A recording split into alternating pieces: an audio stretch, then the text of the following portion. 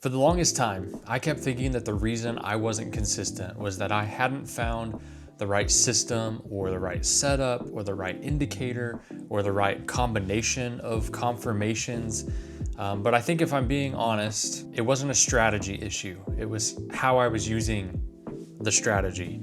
And there's a difference between trading and gambling, and I think a lot of us drift into that gambling mode, maybe without realizing it. And it's not necessarily the casino all-in kind of way, but it's subtle ways like overtrading, revenge trading, saying this one looks good enough and not having a real setup, increasing size after a loss because you want to make it all back. And that's not strategy failure, that's a mindset problem. And so I've been working on this as a journey to work on shifting from gambling behavior to only engaging in actual controlled systematic trading. And I wrote down 6 things that I'm going to implement that I'm actively working on to break that gambling habit. And I want to share those with you. So I think if you're honest with yourself, you probably have some of this gambling mindset in you as well. And so let's talk about these 6 things that we can do now to move from gambling to real trading. Number 1 is define your risk before you enter, not after. Gambling waits to see what happens, but trading defines the loss first.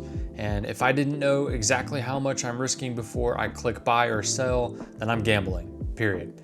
One thing I started forcing myself to do is physically say the number out loud before my entry. This is a $200 risk, not we'll see, but it's clear, it's defined, and it's done. And if you can't accept the loss before the trade, you shouldn't be in the trade at all. And that's something I still have to check myself on daily. I've also started implementing a daily trade risk limit. That means every trade has a max that I am allowed to lose, and when I hit it, my trade is automatically liquidated. And this is part of the risk tools that are built into Top Step X, which I still primarily use. And you can find other similar tools inside of Tradeovate and inside of other platforms. Although I'm a big fan of this one in Project X. For several of these 6 things we're going to talk about, I'm able to use the automated tools that are there in Project X to help me stay on track with the type of trading activity that I want to see and remove the kind that I don't. Number 2 is to cap the number of trades per day. See, gamblers increase exposure when emotion rises, but real traders are limiting their exposure. One of the biggest changes for me was limiting how many trades I was allowed to take in a single session. 2, maybe 3. At one point, I even went down to 1. And I set my max loss as well. And if that max loss is hit, then I have to be done for the day. And that's it.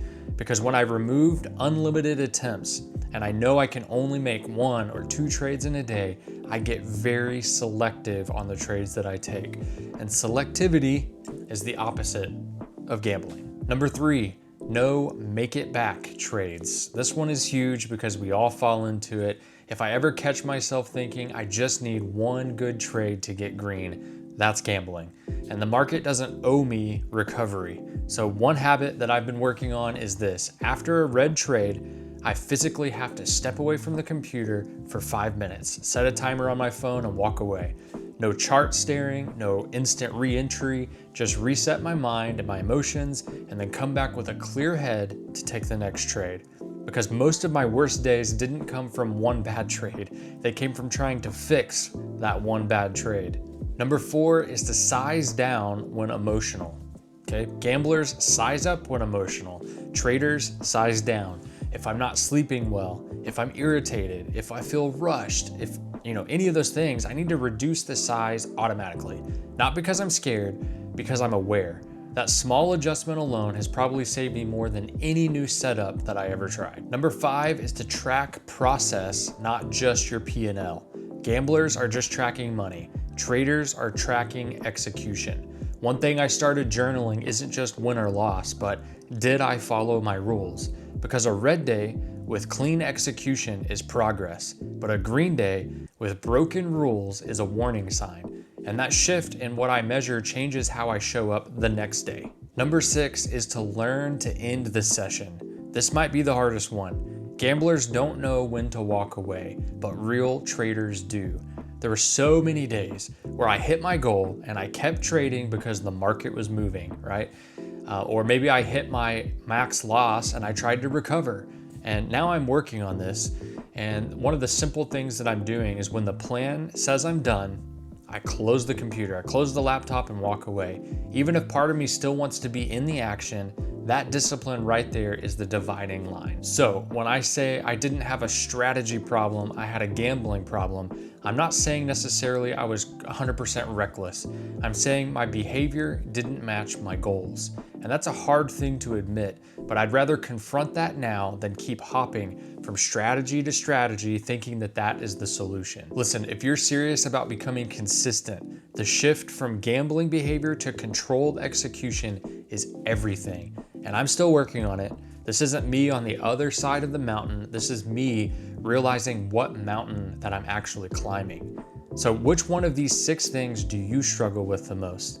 Let me know down in the comments. And if you're into this kind of content, go ahead and hit that subscribe button.